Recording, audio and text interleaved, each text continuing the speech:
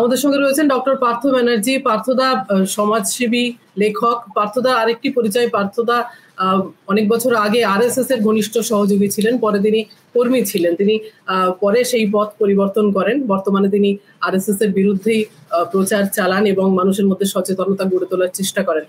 পার্থদা একজন ধার্মিক মানুষ।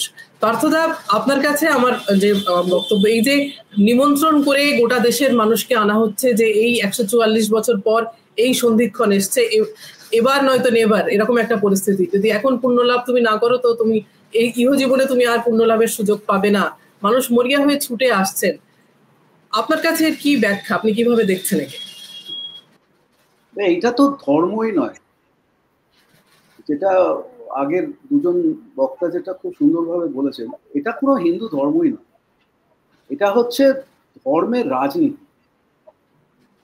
ধর্মের একটা নাম নিয়ে একটা রাজনৈতিক মুনাফা এবং ক্ষমতা দখল এবং ক্ষমতায় টিকে থাকার জন্যে ফ্যাসিস্ট আরএসএস এর একটা কৌশল, যাতে মানুষকে পাগল করে তোলা যায়।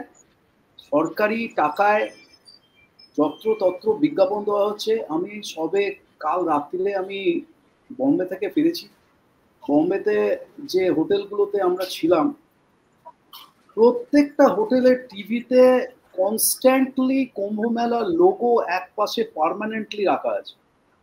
মানে আপনি যে চ্যানেলই খুলবেন সেই চ্যানেলেই আপনি যে সিনেমা দেখছেন বা ক্রিকেট দেখছেন বা কি দেখছেন, যা খবর শুনছেন, এক পাশে বাঁ দিকে একটা পার্মানেন্ট লোগো রাখা আছে কুম্ভ মেলা, পূর্ণ কুম্ভ।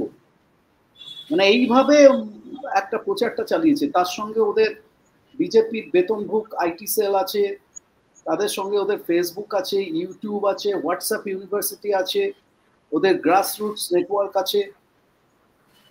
আর মুশকিল হচ্ছে যে যারা সবচাইতে বেশি রেজিস্ট্যান্স দিতে পারত,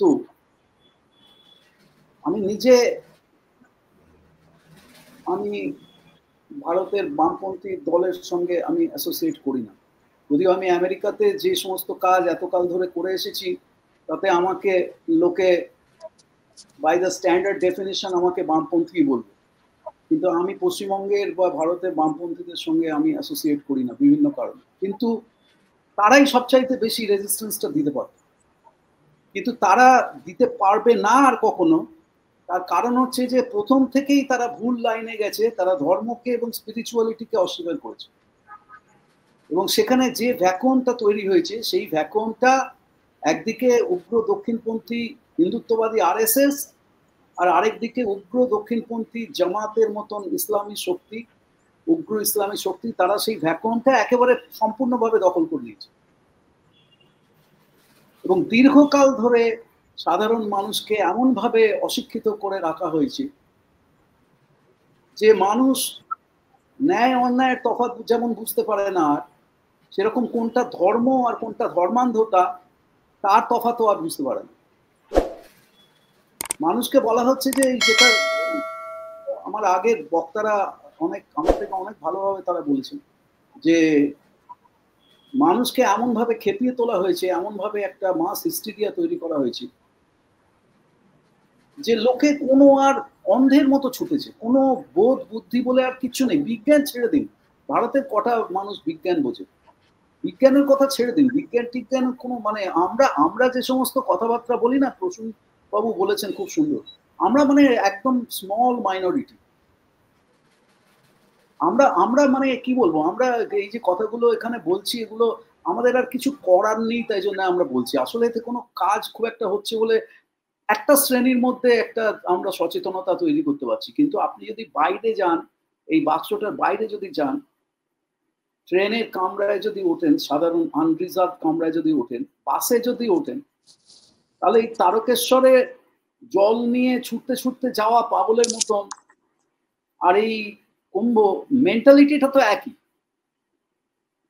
এক মেন্টালিটি।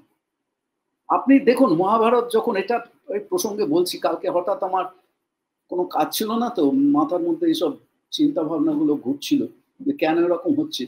মহাভারত যখন টিভিতে দেখানো হতো, রাস্তা ফাঁকা হয়ে যেত, রাস্তা শুনশান, সবাই মহাভারত দেখছে।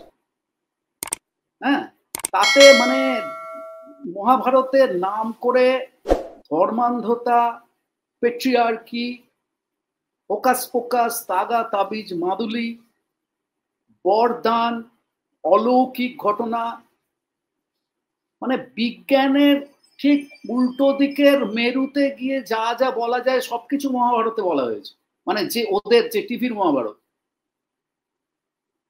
হ্যাঁ, এ তো দীর্ঘকাল আমার বইগুলোতে, আমি যদি সুযোগ হয় পড়বেন, in the belly of the beast, দানবের পেটে 2 দশক, এসব বইতে আমি বলেছি, অনেকবার করে বলেছি যে দীর্ঘকাল ধরে মানুষের মনের মধ্যে এমন ভাবে একটা গণসম্মতি উৎপাদন, আমার গুরু নোম চমস্কি যেটাকে ম্যানুফ্যাকচারিং কনসেন্ট বলেছেন, যে এটাই হচ্ছে মোক্ষ। ভারতবর্ষ হিন্দুদের দেশ, সেটা একটা ম্যানুফ্যাকচারিং কনসেন্ট। প্রত্যেকটা জিনিস ম্যানুফ্যাকচারিং কনসেন্ট। কুম্ভতে গেলে মোক্ষ হবে, কুম্ভতে পায়ে চাপা পড়ে মরে গেলে তোমরা স্বর্গে যাবে। আর যে দেশের মানুষ, একটু আগে যেটা আপনাকে সোফিয়া বলছিলাম শো শুরু হওয়ার আগে, যে দেশে 140 কোটি মানুষের মধ্যে আমার ধারণা 130 কোটি মানুষের নিজের জীবনের অধিকার সম্পর্কেই কোনো ধারণা নেই। আমার জীবনটা যে অন্তত আমার অধিকার, সেই ধারণাটাই নেই। শিক্ষা, স্বাস্থ্য, পরিবেশ, রুজি ভুলে যান, এইসব অধিকারের কথা মানুষ জানেই না। যে শিক্ষাটা একটা অধিকার, আমার স্বাস্থ্যটা একটা অধিকার, আমার পরিষ্কার জল পাওয়া একটা অধিকার, পরিষ্কার বাতাস, নির্মল বাতাস পাওয়া আমার একটা জীবনের অধিকার। এই যে রাইট, বেসিক রাইট, একেবারে মৌলিক অধিকার, সেগুলোর কথা ভুলে যান। আমার জীবনটা যে অন্তত আমার একটা অধিকার, সেটাই জানে না। সেখানে মানুষকে আরএসএস এর মতন, জামাত ইসলামের মতন ধর্মান্ধ শক্তিগুলো মগজধুলি দোলাই করে দেওয়া, যেখানে রিপাবলিক টিভি আর এই সমস্ত এবিপি আনন্দ, কি আর বলবো, সবাই বিগ মিডিয়া সবাই প্রত্যেকে নেমে পড়েছে কি করে মানুষকে খেপিয়ে তোলা যায়। কারণ যত খেপিয়ে তোলা যাবে তত বেশি রেটিং বাড়বে, তত টিআরপি বাড়বে, তত বেশি লাভ করবে। এবং media is nothing but another big business, এই কথাটাই মানুষ বুঝতে পারে না।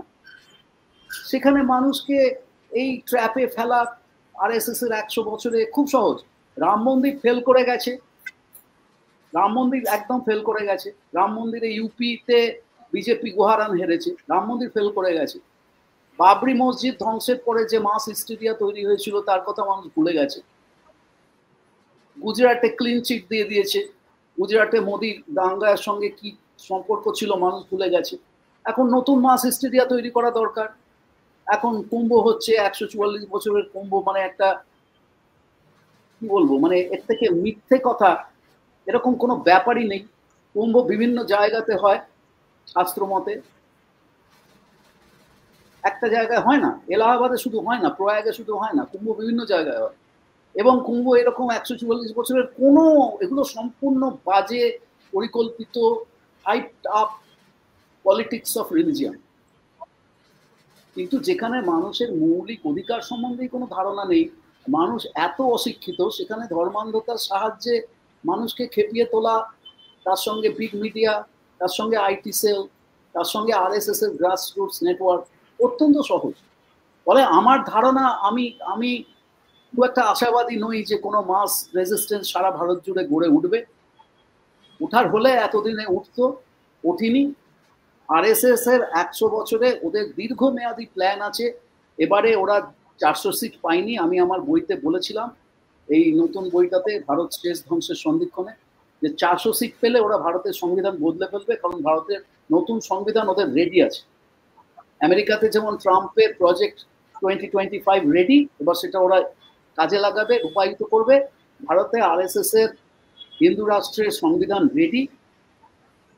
যে মুহূর্তে ওরা নিরঙ্কুশ সংখ্যাগরিষ্ঠতা আবার পাবে বিজেপি, সঙ্গে সঙ্গে ওরা ভারতের সংবিধান সম্পূর্ণভাবে বদলে ফেলবে এবং ভারত একদম একটা সম্পূর্ণ ফ্যাসিস্ট রাষ্ট্রে পরিণত হবে। এইগুলো হচ্ছে তারই একটা একটা করে সুনির্দিষ্ট পদক্ষেপ।